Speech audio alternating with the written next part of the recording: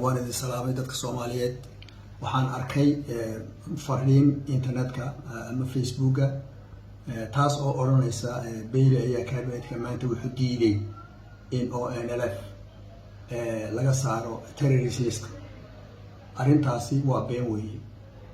arintaasi waan beeninayaa Soomaalida waxa tiraahdaa af jooga looma adeego waxaan aad iyo aad ugu mahadcelinayaa ra'iisul wasaaraha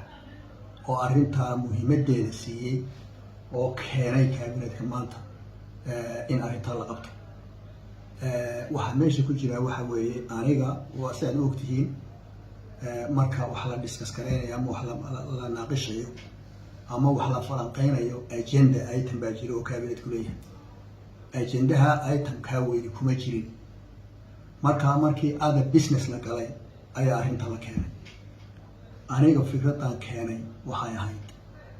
in arintan muhiimadda ay leedahay loo yeelo oo agenda item kayaga lagu soo daro oo sharafta ay leedahay maqaamka gaarsiin la gaarsiiyo ayaanu taan u ka hadlay ma suuroobayso